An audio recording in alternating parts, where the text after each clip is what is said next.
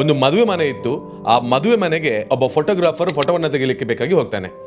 ಫೋಟೋವನ್ನು ತೆಗೆಯೋದಕ್ಕೆ ಹೋಗಿರುವಂತಹ ಆ ಒಬ್ಬ ಫೋಟೋಗ್ರಾಫರ್ ಮದುವೆಯ ಮನೆಯಲ್ಲಿ ಇದ್ದಂತಹ ಮದುಮಗಳ ಮೇಲೆಯೇ ಕಣ್ಣನ್ನು ಹಾಯಿಸಿ ಅವಳನ್ನೇ ತನ್ನ ಬಲೆಗೆ ಬೀಳಿಸಿಕೊಂಡಿರುವಂತಹ ಒಂದು ಘಟನೆ ನಡೆದಿದೆ. ಅದನ್ನು ನಾನು ನೋಡಿದ ತಕ್ಷಣದಲ್ಲಿ ನಿಮಗೆ ಈ ಸಂದರ್ಭದಲ್ಲಿ ಹೇಳುವಂಥ ಪ್ರಯತ್ನವನ್ನು ಮಾಡ್ತಾ ಇದ್ದೇನೆ. ಈ ಸ್ಟೋರಿ ಏನು, ಎಲ್ಲಿ ನಡೆಯಿತು, ಯಾಕೋಸ್ಕರ ನಡೆಯಿತು, ಇದು ಫೋಟೋಗ್ರಾಫರ್ದು ತಪ್ಪ ಅಥವಾ ಆ ಮದುವೆಯ ಮನೆಯಲ್ಲಿ ಮದುವೆಗೆ ಸಿದ್ಧತೆಯನ್ನು ಪಡೆದುಕೊಳ್ತಾ ಇದ್ದಂತಹ ಮದುಮಗಳ ತಪ್ಪ ಅಥವಾ ಅವರಿಬ್ರು ಮಾಡಿರ್ತಕ್ಕಂಥದ್ದು ಸರಿಯಾ ಅಥವಾ ಅವರಿಬ್ರು ಮೊದಲೇ ಪ್ರೀತಿಸ್ತಾ ಇದ್ರ, ಅವರು ಪ್ರೀತಿಸ್ತಾ ಇದ್ರೆ ಯಾಕೆ ಮದುವೆಗೋಸ್ಕರ ಒಪ್ಪಿದ್ರು, ಇದು ಎಲ್ಲವೂ ಕೂಡ ಮನೆಯ ಹಿರಿಯರ ಮುಂಭಾಗದಲ್ಲಿ ನಡೀತಿರ್ತಕ್ಕಂತಹ ಮದುವೆ ಆಗಿರುವ ಕಾರಣದಿಂದ ಕುಟುಂಬದ ಮರ್ಯಾದೆ ಅಥವಾ ಅವರು ಏನೋ ಒಂದು ನಿರೀಕ್ಷೆಯೊಂದಿಗೆ ನಂಬಿಕೆಯೊಂದಿಗೆ ಇಟ್ಟಿರ್ತಕ್ಕಂತಹ ಒಂದು ಮದುವೆಯ ಕಾರ್ಯಕ್ರಮ ಅದು. ಇದಕ್ಕೆ ಈ ರೀತಿಯಲ್ಲೆಲ್ಲ ಆದರೆ ಯಾವ ಒಂದು ಧೈರ್ಯದಿಂದ ಒಂದು ಮದುವೆಗೆ ಫೋಟೋಗ್ರಾಫರ್ಗಳನ್ನು ಕರಿಬಹುದು ಅಥವಾ ಫೋಟೋಗ್ರಾಫರ್ಗೂ ಒಂದು ಭಾವನೆಗಳಿದೆ, ಆಕೆಗೂ ಒಂದು ಭಾವನೆಗಳಿದೆ. ಸೊ ಅದನ್ನು ಆ ಸಂದರ್ಭದಲ್ಲಿ ಮನೆಯವರ ಎದುರಿನಲ್ಲಿ ಹೇಳೋಕ್ಕಾಗದೆ ಇದುವೇ ಸರಿಯಾಗಿರುವಂಥ ಸಂದರ್ಭ ಅಂತ ಫೋಟೋ ತೆಗಿಲಿಕ್ಕೆ ಬಂದ ಸಂದರ್ಭದಲ್ಲಿ ಹೇಳಿರ್ತಕ್ಕಂಥದ್ದು ಎಷ್ಟರ ಮಟ್ಟಿಗೆ ಸರಿ, ಇದೆಲ್ಲವನ್ನ ಕೂಡ ಇವತ್ತಿನ ಈ ವಿಡಿಯೋದಲ್ಲಿ ನಿಮಗೆ ತಿಳಿಸುವಂಥ ಪ್ರಯತ್ನವನ್ನು ಮಾಡ್ತಾ ಇದ್ದೇನೆ. ಸೊ ಆ ಫೋಟೋಗ್ರಾಫರೇ ಇವತ್ತು ನನ್ನ ಜೊತೆಗೆ ನನ್ನ ವಿಡಿಯೋದಲ್ಲಿ ಇದ್ದಾರೆ. ಸೊ ಬಟ್ ನಾನು ಇದರಲ್ಲಿ professional wedding photographer. Okay. So ಒಬ್ಬ ಪ್ರೊಫೆಷನಲ್ ವೆಡ್ಡಿಂಗ್ ಫೋಟೋಗ್ರಾಫರ್ ಒಂದು ದೊಡ್ಡ ಮದುವೆಗೆ ಹೋಗ್ತಾನೆ.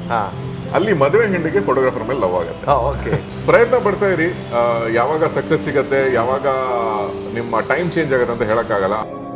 ಎಲ್ರಿಗೂ ನಮಸ್ಕಾರ. ಮಂಗಳೂರಿನಲ್ಲಿ ಮೀಟ್ ಆಗುವುದಕ್ಕೆ ತಯಾರಾಗಿರುವಂತಹ ಒಬ್ಬ ನಾಯಕ ನಟ ಯಾರು ಅಂತ ಹೇಳಿದ್ರೆ ನಿಮಗೆಲ್ಲ ಗೊತ್ತಿರ್ಬೋದು. ತುಳುವಿನಲ್ಲಿ ಸಾಕಷ್ಟು ಚಿತ್ರಗಳಲ್ಲಿ ನಟಿಸಿದ್ದಾರೆ, ಕನ್ನಡದಲ್ಲೂ ಕೂಡ ಇವರು ನಟಿಸಿರ್ತಕ್ಕಂಥ ಚಿತ್ರಗಳ ಸಂಖ್ಯೆ ಸಾಕಷ್ಟಿದೆ. ಒಬ್ಬ ನಟ ಯಾರಪ್ಪ ಅಂತ ಹೇಳಿದರೆ ಲಿಖಿತ್ ಶೆಟ್ಟಿ ಅವರು.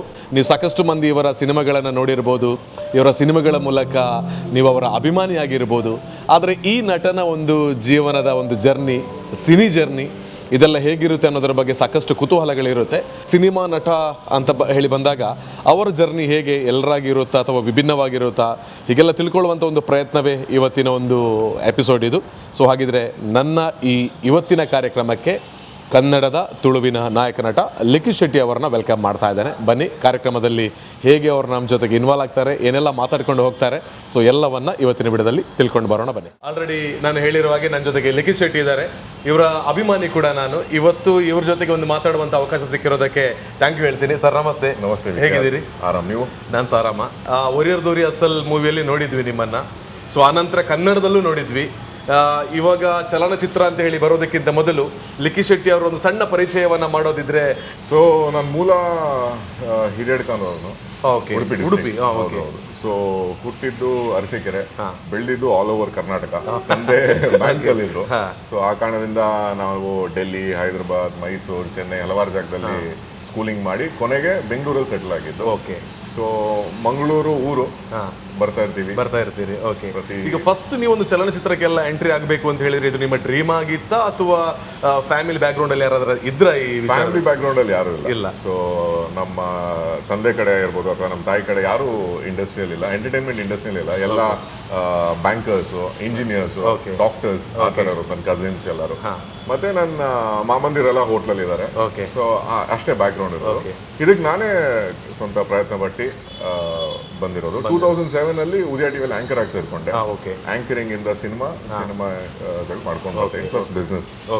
ಅದೇನೋ ಗೊತ್ತಿಲ್ಲ, ಚಿಕ್ಕ ವಯಸ್ಸಿಂದ ನಾನು ಸಿನಿಮಾಗಳು ನೋಡ್ತಾ ಇದ್ದೆ. ಶಾರುಖ್ ಖಾನ್ ಅಭಿಮಾನಿ, ಕನ್ನಡದಲ್ಲಿ ಡಾಕ್ಟರ್ ರಾಜ್ಕುಮಾರ್ ಅವರು, ಸೊ ರಜನಿಕಾಂತ್ ಅವರು, ಹಲವಾರು ಸಿನಿಮಾಗಳು ನೋಡ್ತಾ ಇರ್ಬೇಕಾದ್ರೆ, ಎಲ್ಲ ಭಾಷೆ ಸಿನಿಮಾಗಳು ನೋಡ್ಬೇಕಾದ್ರೆ ಅದೊಂದು ಕುತೂಹಲ, ಆಸೆ ನಾನು ಆಗಬೇಕು ಅಂತ. ಅದಕ್ಕೋಸ್ಕರ ಪ್ರಯತ್ನ ಪಟ್ಟು ಮಾಡಿ. ಓಕೆ. ಎಸ್. ಇವಾಗ ಲಿಖಿತ್ ಶೆಟ್ಟಿ ಅವರು ಕೇವಲ ಒಬ್ಬ ನಾಯಕ ನಟ ಅಥವಾ ಚಲನಚಿತ್ರ ರಂಗದಲ್ಲಿ ಮಾತ್ರ ಮುಂದಿರ್ತಕ್ಕಂಥವರ ಅಥವಾ ಬೇರೆನಾದ್ರೂ ವರ್ಕ್, ಬಿಸ್ನೆಸ್, ಹೀಗೆ ನಿಮ್ಮ ಒಂದು ಸ್ವಲ್ಪ ಆ ವಿಚಾರವಾಗಿ ತಿಳ್ಕೊಳ್ಳೋದಿದ್ರೆ? ನಂದು ಕರೆಂಟ್ಲಿ ರೆಸ್ಟೋರೆಂಟ್ಸ್ ಇದೆ ಬ್ಯಾಂಗ್ಳೂರಲ್ಲಿ ಮತ್ತೆ ಮಂಗಳೂರಲ್ಲಿ. ಸೊ ಎರಡು ಕೆಲಸನೂ ಬ್ಯಾಲೆನ್ಸ್ ಮಾಡ್ತಾ ಇರ್ತೀನಿ. ಸಿನಿಮಾ ಇದ್ದಾಗ ಸಿನಿಮಾನು ಮಾಡ್ತೀನಿ, ಫುಲ್ ಟೈಮ್ ಬಿಸ್ನೆಸ್ ಅಲ್ಲೂ ಕೂಡ ಇರ್ತೀನಿ. ಸೊ ಇದು ನನ್ನ ಜೀವನ. ಓಕೆ. ಫಸ್ಟ್ ಮೂವಿಯಿಂದ ಇವತ್ತಿನ ಮೂವಿವರೆಗೆ ಬಂದಿರಬೇಕಿದ್ರೆ ಈ ಜರ್ನಿ ಹೇಗೆ, ಸಿನಿಮಾ ಇಂಡಸ್ಟ್ರಿ ಹೇಗೆ ನಮ್ಮನ್ನು ಹಿಡ್ಕೊಳ್ಳುತ್ತೆ, ಮತ್ತು ಸಿನಿಮಾ ಇಂಡಸ್ಟ್ರಿಗೆ ನಾನು ಕೂಡ ಹೋಗಬೇಕು ಅಂತ ಆಲೋಚನೆ ಮಾಡ್ತಿರುವಂಥ ಸಾಕಷ್ಟು ಯೂತ್ಸ್ಗಳಿರ್ತಾರೆ. ನಿಮ್ಮ ಸ್ವಂತ ಅನುಭವದ ಪ್ರಕಾರ ಹೇಳೋದಿದ್ರೆ ಹೇಗೆ ಸಿನಿಮಾ ಇಂಡಸ್ಟ್ರಿ ಅಂತ? ಸೊ ಸಿನಿಮಾ ಇಂಡಸ್ಟ್ರಿ ಹೇಗೆ ಅಂದರೆ, ಒಂದು ನಾವು ಎಕ್ಸ್ಪೆಕ್ಟ್ ಮಾಡ್ಕೊಂಡು ಬರಬಾರ್ದು. ಏನ್ ಸಿಗುತ್ತೆ ಅದನ್ನ ಅಕ್ಸೆಪ್ಟ್ ಮಾಡ್ಕೊಂಡು ಹೋಗ್ಬೇಕು. ಯಾಕಂದ್ರೆ ಎಕ್ಸಾಂಪಲ್ ಕೊಡ್ತೀನಿ, ನಾನು ಫಸ್ಟ್ ಸಿನಿಮಾ ಮಾಡಿ 2009 ಪೇರೋಲ್ ಅಂತ 5 ಜನ ಹೀರೋಲು ಒಬ್ಬ ಹೀರೋ ನಾನು. ಅದು ಮಾಡಿ ಮುಗಿಸಿ ರಿಲೀಸ್ ಆಗೋಕ್ಕಿಂತ ಮುಂಚೆ ಒರಿಯಾಡ್ದ ರಿಹರ್ಸಲ್ ಸಿಕ್ತು ನನಗೆ ಅವಕಾಶ. ಒರಿಯಾಡ್ದ ರಿಹರ್ಸಲ್ ಕೂಡ ನಾನು ಏನು ಎಕ್ಸ್ಪೆಕ್ಟೇಷನ್ ಇಲ್ಲದೆ, ಅಂದ್ರೆ ಸಿನಿಮಾ ಯಾವ ರೀತಿ ಹಿಟ್ ಆಗುತ್ತೋ ಏನಾಗುತ್ತೋ ಅಂತ ಏನೂ ಐಡಿಯಾ ಇರಲಿಲ್ಲ. ಮಾಡಿದೆ, ಬಟ್ ಪೆರೋಲ್ ವರ್ಕ್ ಆಗಲಿಲ್ಲ. ಸಿನಿಮಾ ಒರಿಯಾಡ್ದ ರಿಹರ್ಸಲ್ ನಾನು ಒಬ್ಬನೇ ಹೀರೋ, ನಾನು ಎಕ್ಸ್ಪೆಕ್ಟೇ ಮಾಡಿರಲಿಲ್ಲ. ಸಿನಿಮಾ ರಿಲೀಸ್ ಆಗಿ ಸಕ್ಸಸ್ ಆಗೋದು ನನಗೆ ರಿಯಲೈಸೇಷನ್ ಸಿಗ್ಲಿಲ್ಲ, ಅಷ್ಟು ದೊಡ್ಡ ಹಿಟ್ ಆಯ್ತು. ಸೊ ಅವಾಗ ನನಗೆ ಜೀವನದ ಜ್ಞಾನ ಆಯ್ತು. ಅವಾಗ ನನಗೆ ಜಸ್ಟ್ 21 years old. ಸೊ ಅವಾಗ ಅನ್ನಿಸ್ತು, ಓಕೆ ನಾವು ಏನೇ ಕೆಲಸ ಮಾಡಿದ್ರು ಶ್ರದ್ಧೆಯಿಂದ ಭಕ್ತಿಯಿಂದ ಮಾಡಬೇಕು, ರಿಸಲ್ಟು ಜನ ಮತ್ತೆ ದೇವರು ಬಿಟ್ಟಿದ್ದು. ಅಸಲ್ ಆದ್ಮೇಲೆ ಮದುವೆ ಮಾಡಿದೆ. ಮದುವೆ ಆದ್ಮೇಲೆ ನಮ್ ದುನಿಯಾ ನಮ್ ಸ್ಟೈಲ್ ಅಂತ ಮಾಡಿದೆ. ಅದಾದ್ಮೇಲೆ 4 ವರ್ಷ ಗ್ಯಾಪ್ ಆಯ್ತು, ಸಿನಿಮಾಗಳಿರ್ಲಿಲ್ಲ. ಸೊ ಆ ಮಧ್ಯದಲ್ಲಿ ನಾನು ನಂದು ಇಂಟೀರಿಯರ್ಸ್ ಬಿಸ್ನೆಸ್ ಮಾಡ್ತಾ ಇದ್ದೆ, ರೆಸ್ಟೋರೆಂಟ್ ಸ್ಟಾರ್ಟ್ ಮಾಡಿದೆ. ಆಮೇಲೆ ಸಂಕಷ್ಟಕರ ಗಣಪತಿ ನಾನೇ ನನ್ನ ಫ್ರೆಂಡ್ಸ್ ಜೊತೆ ಸೇರ್ಕೊಂಡು ಪ್ರೊಡ್ಯೂಸ್ ಮಾಡಿ ಅಲ್ಲಿಂದ ತಿರ್ಗಾ ವಾಪಸ್ ನಂದು ಟೇಕ್ ಆಫ್ ಆಗಿದೆ. ಸೊ ನೆವರ್ ಗಿವ್ ಅಪ್ ಅಂತಾರಲ್ಲ, ಸೊ ಟ್ರೈ ಮಾಡ್ತಾನೆ ಇರ್ಬೇಕು, ಬಟ್ ಪೇಷನ್ಸ್ ಮುಖ್ಯ ಅಂತ ಅನ್ಸುತ್ತೆ. ಸೊ ಅವಾಗ ಬರ್ತಾ ಇರ್ತೀರಿ, ಜನರನ್ನ ರಂಜಿಸ್ತಾ ಇರ್ತೀರ ತೆರೆಯ ಮೇಲೆ, ಪ್ರಯತ್ನ ಪಡ್ತಾ ಅಲ್ವಾ? ಓಕೆ, ಕೇವಲ ಒಬ್ಬ ನಾಯಕ ನಟನ ಅಥವಾ ಬರಿತಕ್ಕಂತಹ ಸ್ಕ್ರಿಪ್ಟ್ ರೈಟಿಂಗ್ ಅಥವಾ ಸಾಂಗ್ ಹೇಳೋದು, ಈ ರೀತಿ ಬೇರೆಲ್ಲ ಏನೆಲ್ಲ ಟ್ಯಾಲೆಂಟ್ಗಳು ಒಳಗೆ ಇದೆ ನಿಮ್ ಜೊತೆ ಅಂತ? ಟ್ಯಾಲೆಂಟ್ ಅಂತ ಅಲ್ಲ, ಬಟ್ ನಾನು ಸ್ಕ್ರೀನ್ ಪ್ಲೇ ಮತ್ತೆ ನಾನು ಪ್ರೊಡ್ಯೂಸ್ ಮಾಡಿದಂತ ಸ್ಟೋರಿಗಳಿಗೆ ಕಂಪ್ಲೀಟ್ ಆಗಿ screenplay, story, dialogue to dialogue ನಾನು ಕೂರ್ತೀನಿ, ನಾನು ಬರೆಯಲ್ಲ. ಬಟ್ ಯಾರು ಬರೀತಾರೋ ಅವ್ರ ಜೊತೆ ಕೂತ್ಕೊಂಡು ಆ ಟೈಮಿಗೆ ಆ ಟ್ರೆಂಡ್ಗೆ ಏನ್ ನಡೀತಾ ಇದೆ ಅನ್ನೋ ಒಂದು ಪ್ರಯತ್ನನೂ ಪಡ್ತಾ ಇರ್ತೀವಿ. ಅದಕ್ಕಿಂತ ಸ್ವಲ್ಪ ಬೇರೆ ರೀತಿಯ ವಿಭಿನ್ನವಾಗಿರುವಂತ ವೆರೈಟಿ ಕೊಡೋಣ, ಫ್ಲೇವರ್ಫುಲ್ ಕಂಟೆಂಟ್ ಕೊಡೋಣ ಅಂತ ಟ್ರೈ ಮಾಡ್ತಾ ಇರ್ತೀವಿ. ಸೊ ಪ್ರತಿ ಎಲ್ಲದಕ್ಕೂ ನಾನೇ ಇನ್ವಾಲ್ವ್ ಆಗಿ ಡಿಸಿಷನ್ಸ್ ತಗೊಳ್ತಾ ಇರ್ತೀನಿ. ಸಂಕಷ್ಟಕರ ಗಣಪತಿ ಸ್ಟಾರ್ಟ್ ಮಾಡಿದೆ, ನನ್ನ ಫಸ್ಟ್ ಪ್ರೊಡಕ್ಷನ್ ಅದು. ಸೊ ಅದರಲ್ಲಿ ಕಂಟೆಂಟ್ ವೈಸ್ ನಾವು ಅವಾಗ ನನ್ನ ಡೈರೆಕ್ಟರ್ ಅರ್ಜುನ್ ನಾವು ಡಿಸ್ಕಸ್ ಮಾಡಿದಾಗ ಯಾರಾದ್ರೂ ಹೊಸಬ್ರು ಇದ್ರೆ ಬೆಟರು ಅಂತ ಅನ್ನಿಸ್ತು. ಸೊ ಅದಕ್ಕೋಸ್ಕರ ಹೊಸ ಹೀರೋನ ಕಾಸ್ಟ್ ಮಾಡಿದ್ವಿ. ಅದೇ ರೀತಿ ಫ್ಯಾಮಿಲಿ ಪ್ಯಾಕ್ ಅಂತ ಬಂದಾಗ ಅಮೃತ ಹೆಂಗಾರ್ ಅವ್ರನ್ನ ಕಾಸ್ಟ್ ಮಾಡಿದ್ವಿ. ಯಾಕಂದ್ರೆ ಅವ್ರು ಆಲ್ರೆಡಿ ಲವ್ ಮಾಕ್ಟೇಲ್ ಮಾಡಿದ್ರು, ಅವ್ರ ಕ್ಯಾರೆಕ್ಟರೈಸೇಷನ್ ಇತ್ತು, ರೆಕಗ್ನೈಸೇಷನ್ ಇತ್ತು. ಸೊ ಅವ್ರನ್ನ ಅಪ್ರೋಚ್ ಮಾಡಿ ಕತೆ ಹೇಳಿದಾಗ ಅವ್ರಿಗೆ ಇಷ್ಟ ಆಯ್ತು. ತಿರ್ಗಾ ಅಮೃತ ಅವ್ರ ಜೊತೆ ಇನ್ನೊಂದು ಸಿನಿಮಾ ಮಾಡಿದೆ, ಅದು ನಾನು ಪ್ರೊಡ್ಯೂಸ್ ಮಾಡಿಲ್ಲ, ಅಬ್ಬಬ್ಬ ಅಂತ. ಸೊ ಅದು ಕೋಇನ್ಸಿಡೆಂಟ್ಲಿ ಆಯ್ತು, KM ಚೈತನ್ಯ ಅವರ ಡೈರೆಕ್ಷನ್ ಅಲ್ಲಿ. ಫುಲ್ ಮೀನ್ಸ್ಗೆ ಇಬ್ರು ಹೀರೋಯಿನ್ಸ್ ಅವಶ್ಯಕತೆ ಇತ್ತು ಕತೆ ಪ್ರಕಾರ. ಒಂದು ಮದುವೆ ಹೆಣ್ಣು ಆಗಿರ್ತಾರೆ, ಇನ್ನೊಬ್ರು ಮೇಕಪ್ ಆರ್ಟಿಸ್ಟ್ ಆಗಿರ್ತಾರೆ. ಸೊ ಮದುವೆ ಹೆಣ್ಣಿನ ಪಾತ್ರಕ್ಕೆ ನಾವು ಖುಷಿ ರವಿ ಅವ್ರನ್ನ ಅಪ್ರೋಚ್ ಮಾಡಿದ್ವಿ, ಅವ್ರ ಕತೆ ಹೇಳಿದ್ವಿ.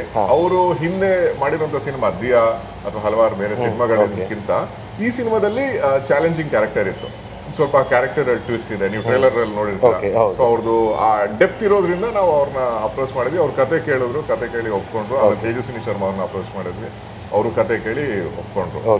ಸೊ ಇಷ್ಟೇ ಕಾಸ್ಟಿಂಗ್. ನಮ್ಗೆ ಕಂಟೆಂಟ್ಗೆ ಯಾರು ಸೂಟ್ ಆಗ್ತಾರೆ, ಮತ್ತೆ ಅವರು ಪ್ರೊಫೆಷನಲಿ ಯಾವ ಫೇಸ್ ಆಫ್ ಕೆರಿಯರ್ ಗ್ರೋತ್ ಅಲ್ಲಿ ಇದ್ದಾರೆ ಅದನ್ನ ನೋಡ್ಕೊಂಡು ಅಪ್ರೋಚ್ ಮಾಡಿದ್ರು. ಇಷ್ಟು ಮಾಡಿರುವಂತ ಮೂವಿಯಲ್ಲಿ ನಿಮಗೆ ಪರ್ಸನಲಿ ತುಂಬಾ ಇಷ್ಟ ಆಗಿರ್ತಕ್ಕಂಥದ್ದು, ಮತ್ತೆ ಈ ರೀತಿ ಒಂದು ಮೂವಿ ಬೇರೆ ಯಾರು ಕೊಟ್ಟಿಲ್ಲ, ನಾನು ಕೊಟ್ಟಿದ್ದೀನಿ ಅಂತ ನಿಮ್ಗೆ ಪರ್ಸನಲ್ ಲೈಕ್ ಆಗಿರುವಂತ ಮೂವಿ ಯಾವುದು ಅಂತ?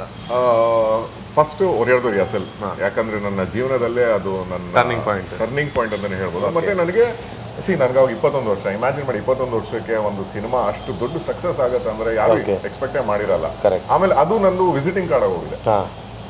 ಆ ಟೈಮಲ್ಲಿ ನಾನು ಎಲ್ಲರೂ ಅಸಲ್ ಹೀರೋ ಇವನ್ ಅಪ್ಪು ಸರ್ ಹೇಳೋರು, ನಿನ್ ತುಳು ಸಿನಿಮಾ ಅವ್ರನ್ನ ಮೀಟ್ ಮಾಡಿದಾಗ ನಿನ್ ತುಳು ಸಿನಿಮಾ ತುಂಬಾ ಚೆನ್ನಾಗಿ ಓಡಿದೆ ಅಂತ. ಸೊ ಅದ್ರ ಹಲವಾರು ತುಂಬಾ ಹೆಲ್ಪ್ ಆಗುತ್ತೆ. ಒಂದು ಅದಾದ್ಮೇಲೆ ಎಫರ್ಟ್ ಹಾಕೋದು ಇದ್ದಿದ್ದೆ. ಸೊ ಅದ್ ಬಿಟ್ರೆ ನೆಕ್ಸ್ಟ್ ಕನ್ನಡದಲ್ಲಿ ಸಂಕಷ್ಟಕರ ಗಣಪತಿ ಅಂತ ಹೇಳ್ಬೋದು. ಅದು ಇವತ್ತವರೆಗೂ ನಾನು ಎಲ್ಲೇ ಹೋದ್ರು ನಿಮ್ದು ಆ ಕೈ ಸಿನಿಮಾ ಅಂತ ಗಣಪತಿ ಅಂತ. ಸೊ ಆ ಸಿನಿಮಾ ರೆಕಗ್ನೈಸೇಷನ್ ಇದೆ. ಬಟ್ ಎಕ್ಸ್ಪೀರಿಯನ್ಸ್ ಮತ್ತೆ ಒಂದು ಸಿನಿಮಾನ ಯಾವ ರೀತಿ ಇನ್ನ ಕ್ವಾಲಿಟಿ ಎನ್ಹಾನ್ಸ್ ಆಗಿ ಮಾಡ್ಬೋದು ಅಥವಾ ಪ್ರೊಫೆಷನಲ್ ಆಗಿ ಮಾಡೋದು ಕಲ್ತಿದ್ದು ನಾನು ಫ್ಯಾಮಿಲಿ ಪ್ಯಾಕ್ ಅಲ್ಲಿ. ಅದು ಯಾಕಂದ್ರೆ ಅಪ್ಪು ಸರ್ ಗೈಡೆನ್ಸ್ ಇತ್ತು.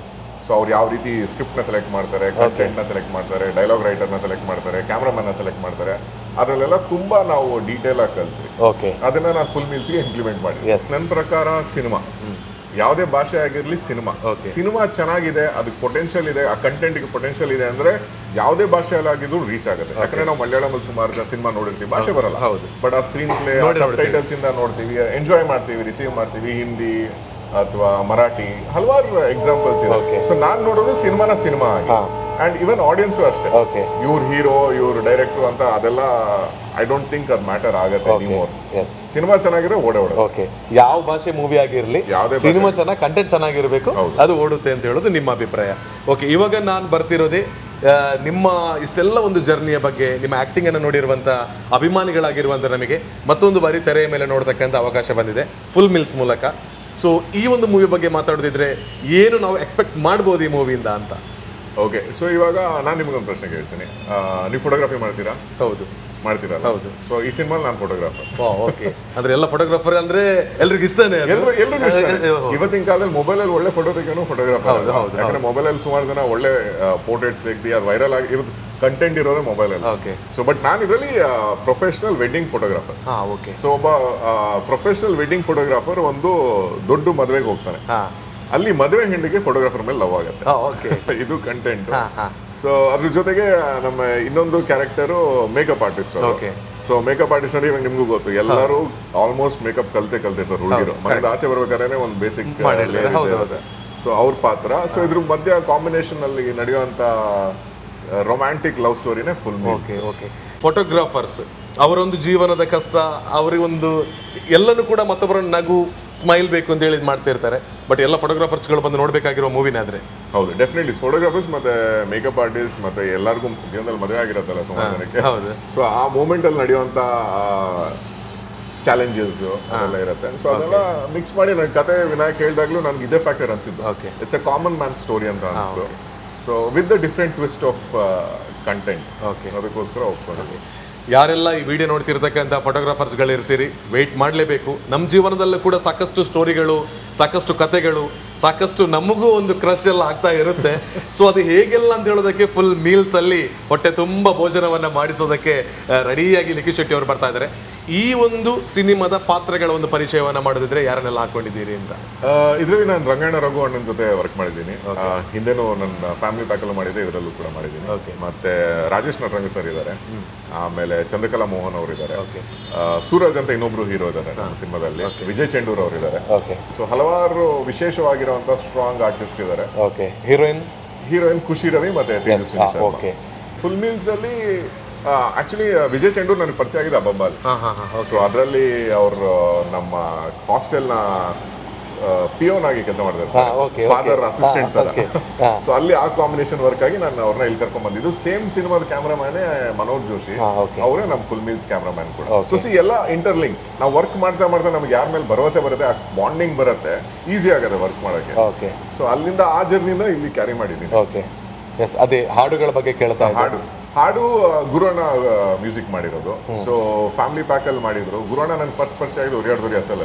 ಆ ಗಣಪತಿ ಸಾಂಗ್ ಶೂಟ್ ಮಾಡೋದಿನ ನಾನು ಫಸ್ಟ್ ಗುರುವಣ್ಣನ ಜೊತೆ ಅಷ್ಟು ಇಂಟ್ರಾಕ್ಟ್ ಮಾಡಿ ನಮ್ಮ ಪರಿಚಯ ಬೆಳೆದಿದ್ದು. ಅದಾದ್ಮೇಲೆ ನಾನು ಹೋಗಿ ಫುಲ್ ಫ್ಯಾಮಿಲಿ ಪ್ಯಾಕ್ ಕತೆ ಹೇಳಿದೆ ಫಸ್ಟ್. ಅವರು ಅದನ್ನ ಕೇಳಿ ಇಷ್ಟಪಟ್ಟು ಅದಕ್ಕೆ ಒಪ್ಕೊಂಡು ಮಾಡಿದ್ರು. ಅದಾದ್ಮೇಲೆ ಫುಲ್ ಮೀಲ್ಸ್ ಕೂಡ ನಾವು ಕತೆ ಹೇಳಿ ಒಂದು 5-6 ಸಲ ಕೇಳಿ ಅವರು ರಿವಿಷನ್ಸ್ ಮತ್ತೆ ಅದನ್ನೆಲ್ಲ ಹೇಳಿದ್ಮೇಲೆ ಒಪ್ಕೊಂಡಿದ್ದವ್ರು. ಸೊ ಈ ಸಿನಿಮಾ ನೀವು ನೋಡಿ ಆಚೆ ಬಂದಾಗ ನಿಮ್ಗೆ ಈ ಸಿನಿಮಾದ ಹೀರೋ ಗುರುವಣ್ಣನೇ ಅಂತ ಅನ್ಸುತ್ತೆ. ಹೌದಾ? Okay okay okay okay. So ಯಾಕಂದ್ರೆ ಆ ಸಿನಿಮಾದ ಫೀಲು, ಸಿನಿಮಾನ ಅವರು ಎತ್ತಿರೋ ರೀತಿ ಇದೆಲ್ಲ, Guruvanna will be the star of the film. Okay, ಹಾಗಿದ್ರೆ ನಾವು ಹಾಡುಗಳು ಕೂಡ ನಮ್ಮನ್ನ ಮತ್ತೆ ಮತ್ತೆ ಮರುಕಳಿಸುತ್ತೆ, ನೆನಪಿಸುತ್ತೆ, ಒಂದಷ್ಟು ಟೈಮ್ ನಮ್ಮನ್ನು ಕೊಂಡೊಯ್ಯುತ್ತೆ ಅಂತ. ಸೊ ಇಷ್ಟೆಲ್ಲ ಮಾತಾಡಿದಾಗ ಯಾವಾಗ ನಮ್ಮ ಮುಂದೆ ಬರುತ್ತೆ ಸಿನಿಮಾ? ನವೆಂಬರ್ 21. ಅದೇ ನವೆಂಬರ್ 21ಕ್ಕೆ ರೆಡಿಯಾಗಿರಿ. ಆಲ್ ಓವರ್ ಕರ್ನಾಟಕ ಎಷ್ಟು ಥಿಯೇಟರ್ಗಳಲ್ಲಿ ರಿಲೀಸ್ ಆಗುತ್ತೆ? ಸುಮಾರು ಒಂದು 200 ಥಿಯೇಟರ್ ಆಗ್ಬೋದು. ಓಕೆ, ಎಸ್, 200 ಥಿಯೇಟರ್ಗಳಲ್ಲಿ ಒಂದು ಆರಾಮಾಗಿ ಕೂತು, ಒಬ್ಬ ಫೋಟೋಗ್ರಾಫರ್ಸ್ ಅಂತಲ್ಲ, ಯೂತ್ಸ್ಗಳೆಲ್ಲ ಆರಾಮ್ಸಾಗಿ ಕೂತು ನೋಡುವಂಥ. ಅಂದ್ರೆ ನಿಮ್ಮ ಹಿಂದಿನ ಮೂವಿಗಳೆಲ್ಲ ನಾವು ನೋಡಿರುವಾಗ ಆರಾಮ್ಸಾಗಿ ಒಬ್ಬೊಬ್ಬರಿಗೆ ಕೂತು ನೋಡಬಹುದು, ಅಥವಾ ಫ್ರೆಂಡ್ಸ್ಗಳು ಬಂದು ನೋಡಬಹುದು. ಇದು ಕೂಡ ಹಾಗೆ ಇರ್ಬೋದಲ್ವಾ? ಹೌದು, ಡೆಫಿನೆಟ್ಲಿ ಇದೆ. ಓಕೆ, ಅಂಡ್ ಎಂಜಾಯ್ ಮಾಡ್ತಾರೆ ಎಲ್ಲರೂ. ಖಂಡಿತ. ಓಕೆ, ಆ ಕಾನ್ಫಿಡೆಂಟೇ ಹೇಳ್ತಾ ಇದೆ ನಿಮ್ದು. ಅಂದ್ರೆ ಆ ಒಂದು ಆತ್ಮವಿಶ್ವಾಸವೇ ಮೊದಲ ಗೆಲುವು ಅಂತ ಹೇಳ್ತೀವಿ. ನಿಮ್ದು ಒಂದು ಫ್ಯಾನ್ ಬೇಸ್ ಇದೆ, ಅವರಿಗೆಲ್ಲ ಏನು ಹೇಳೋದಕ್ಕೆ ಇಷ್ಟಪಡ್ತೀರಿ ಅಂತ? ನನ್ನ ಫ್ಯಾನ್ ಬೇಸ್ಗಿಂತ ಮುಖ್ಯವಾಗಿ ನಾನು ನಿಮಗೆ ಒಂದು ಒಳ್ಳೆ ಡಿಶ್ ಕೊಡ್ತಾ ಇದ್ದೀನಿ, ಅದು ಫುಲ್ ಮೀಲ್ಸ್ ಅಂತ. ಫುಲ್ ಮೀಲ್ಸ್ ಅಂದರೆ ಹಲವಾರು ಇಮೋಷನ್ ಆಫ್ ಫುಲ್ ಮೀಲ್ಸ್ ಇದು. ಸೊ ನೀವು ನಮ್ಮ ಸಿನಿಮಾ ಬಂದು ನೋಡಿದ್ರೆ ನಿಮಗೆ ಆ ರಾಮ್ ಕಾಮ್ ಅನ್ನೋ ನಾವು ಏನು ಕ್ಯಾಟಗರಿಯಲ್ಲಿ ಕೂತಿದ್ದೀವಿ 100% ಎಂಜಾಯ್ ಮಾಡ್ತೀರಾ. ಆ ಫ್ಲೇವರ್ ನಿಮಗೆ ಡೆಫಿನೆಟ್ಲಿ ಇಷ್ಟ ಆಗುತ್ತೆ. ಒಂದೇ ಒಂದು ಅವಕಾಶ ಕೊಡಿ, ಫಸ್ಟ್ ಡೇ ಫಸ್ಟ್ ಶೋ ಅಥವಾ ಫಸ್ಟ್ 2-3 ಡೇಸಲ್ಲಿ ಬಂದು ಸಿನಿಮಾ ನೋಡಿ. ಯಾಕಂದರೆ ನಮ್ಮಂಥ ಸಿನಿಮಾ ಮೇಕರ್ಸ್ಗಳಿಗೆ ಆ ಫಸ್ಟ್ 3 ದಿನನೇ ಮುಖ್ಯ ಆಗೋದು. ನೀವು 4ನೇ ದಿನ 5ನೇ ದಿನ ಬಂದರೆ ಲೇಟ್ ಆಗಬಹುದು ಅಂತ ಅನ್ಸುತ್ತೆ. ಸೊ ಫಸ್ಟ್ 3 ಡೇಸಲ್ಲಿ ಬಂದು ಸಿನಿಮಾ ನೋಡಿ, ಆಮೇಲೆ ಡೆಫಿನೆಟ್ಲಿ ನೀವು ಒಪ್ಕೊಳ್ತೀರಾ ನಾನು ನಿಮಗೊಂದು ಒಳ್ಳೆ ಸಿನಿಮಾನ ಕೊಟ್ಟಿದ್ದೀನಿ ಅಂತ. ಈ ಸಿನಿಮಾದಲ್ಲೂ ಕೂಡ ಅಂದರೆ ಫುಲ್ ಮೀಲ್ಸಲ್ಲೂ ಕೂಡ ಇವರು ಕೊಟ್ಟಿರುವಂಥ ಸಂಗೀತನೂ ಹೀರೋ ಆಗಿರ್ಬೋದು, ಕಥೆನೂ ಹೀರೋ ಆಗಿರ್ಬೋದು. ಓವರಾಲ್ ನಮ್ಮನ್ನು ಬಹಳ ಖುಷಿಯಾಗಿ ಒಂದು 2ರಿಂದ 2.5 ಗಂಟೆ ಥಿಯೇಟರ್ ಒಳಗೆ ಆರಾಮಾಗಿ ಕುಳಿತುಕೊಳ್ಳುವಂತೆ 100% ಮಾಡುತ್ತೆ. ಸೊ ಇದು ನೀವು ಗೆಲ್ಲಿಸಿ ಅಂತ ನಾವು ರಿಕ್ವೆಸ್ಟ್ ಮಾಡೋದಕ್ಕಿಂತ ನೀವು ಗೆಲ್ಲಿಸ್ತೀರಿ ಅಂತ ಹೇಳುವಂಥ ನಂಬಿಕೆ ಖಂಡಿತವಾಗಿ. ಇನ್ನೊಂದು ಕ್ವೆಶ್ಚನ್ ಇದೆ, ನೀವು ಯಾವಾಗ ಸಿನಿಮಾಗೆ ಡೆಬ್ಯೂ? ನಾನಾ ನನ್ನನ್ನು ಏನ್ ನೋಡಿ ನೀವು ಕೇಳಿದ್ರಿ ಅಂದ್ರೆ ನನಗೊಂದು ನೀವು ಹೇಳ್ಬೇಕು ನೀವು. ಅಲ್ಲ ನಿಮ್ಮಲ್ಲಿ ಆಸೆ ಇದೆ ಅಂತ ಅನಿಸ್ತು ನನಗೆ. ಖಂಡಿತ ಇದೆಯಲ್ವಾ? ಇದು ನೋಡಿ ಒಬ್ಬರ ನೋಡಿ ಹೇಳುವಂತ ಒಂದು ದೊಡ್ಡ ಗುಣ. ಗುಣ ಅಲ್ಲ ಮತ್ತೊಂದು ನೀವು ಹೇಳಿದ್ರಿ ಆಕ್ಚುಲಿ ಇವತ್ತು ನಾವು ಶೂಟ್ ಮಾಡ್ತಿರುವಂತ ಜಾಗ ನಿಮ್ದೆ. ಹೌದು. ಸೊ ಇವರೊಂದು ಫಸ್ಟ್ ಹೇಳಿರೋದು ಇದು ಇಂಟರ್ವ್ಯೂ ಎಲ್ಲ ಪಕ್ಕಕ್ಕೆ ಇಡೋಣ, ಒಬ್ರು ಏನೋ ಒಂದು ಮಾಡ್ತಾ ಇದ್ದಾರೆ ಅಂತ ಹೇಳುವಾಗ ಅವರಿಗೆ ಸಪೋರ್ಟ್ ಮಾಡ್ತೀನಿ ಅಂತ ಹೇಳುವಂಥ ದೊಡ್ಡ ಗುಣ ನಿಮ್ಮಲ್ಲಿ ನಾನು ನೋಡಿದೆ. ನೀವು ಬನ್ನಿ, ನಿಮಗೇನಾದ್ರೂ ಮಂಗಳೂರಲ್ಲಿ ಅವಕಾಶ ಬೇಕಿದ್ರೆ ಇಲ್ಲೇ ಬಂದು ಶೂಟ್ ಮಾಡ್ಕೊಂಡು ಹೋಗಿ, ಇದರಲ್ಲಿ ಯಾರು ಹೇಳಲ್ಲ, ಬಂದ್ವಿ ಶೂಟ್ ಮಾಡಿದ್ವಿ ಹೋಗಿದ್ವಿ ಅಂತ ಇರುತ್ತೆ. ಸೊ ಬನ್ನಿ ಮಾಡಿ ಅಂತ ಹೇಳಿದ್ರಲ್ಲ, ತುಂಬಾ ಖುಷಿ ಆಯ್ತು. Thank you so much. ನಿಮ್ಮ ಪರ್ಸನಲ್ ಈ ಕ್ಯಾಮರಾಗಿಂತ ಆ ಕಡೆ ಇರುವಂತ ನಿಮ್ಮ ಗುಣಕ್ಕೂ ನಂಗೆ ತುಂಬಾ ಖುಷಿ ಆಯ್ತು. ಟೈಮ್ ಕೊಟ್ಟು ನಾವು ಶಾರ್ಟ್ ನೋಟಿಸ್ ಅಲ್ಲಿ ಹೇಳಿದ್ದಕ್ಕೆ ಬಂದು ನನ್ನ ಸಿನಿಮಾ ಪ್ರಮೋಟ್ ಮಾಡಕ್ಕೆ ಹೆಲ್ಪ್ ಮಾಡಿಕೊಟ್ಟಿದ್ದೀರಾ. ಓಕೆ. ಸೊ ಸಿನಿಮಾದ ಒಂದು ಪ್ರೀಮಿಯರ್ ಶೋ ಹೇಳೋಣ ಅಂತ ಇದ್ದೀನಿ ಮಂಗಳೂರಲ್ಲಿ. ದಯವಿಟ್ಟು ನೀವು ನಿಮ್ಮ ಟೀಮ್ ಬರಬೇಕು. ಖಂಡಿತ ಬರ್ತೀವಿ. ಅದು ಪ್ರೀಮಿಯರ್ ಶೋ ನೋಡಿದ ನಂತರ ಹೇಗಿದೆ ಅಂತ ನಿಮಗೆ ನಿಜವಾಗಿ ಟಾಕ್ ಅನ್ನು ಕೊಡ್ತೀವಿ. ಸೊ ನಾವೆಲ್ಲ ಜೊತೆಯಾಗಿ ಕುಳಿತು ಫ್ಯಾಮಿಲಿಯಾಗಿ ಬಂದು ಫುಲ್ ಮೀಲ್ಸ್ ಅನ್ನ ಎಂಜಾಯ್ ಮಾಡೋಣ. ಹಾಗೆ ನಿಮಗೆ all the best. Thank you. ನಾನು ನಂಬುವಂತ ದೇವರ ಶಕ್ತಿ ಎಲ್ಲ ನಿಮಗೆ ಸಿಕ್ಕಿ ಈ ಸಿನಿಮಾ ದೊಡ್ಡ ಗೆಲುವು ಸಕ್ಸಸ್ ಅನ್ನ ಕೊಟ್ಟು ಇನ್ನಷ್ಟು ಸಿನಿಮಾಗಳನ್ನ ಮಾಡಿ ಒಳ್ಳೇದಾಗ್ಲಿ sir. Thank you so much. Thank you. ಹಾಗೆ ನವೆಂಬರ್ 21ಕ್ಕೆ ಬರೋದನ್ನ ಮರಿಬೇಡಿ. ಫುಲ್ ಮೀಲ್ಸ್ ಎಲ್ಲರಿಗೂ ಖುಷಿ ಕೊಡ್ಲಿ. Thank you.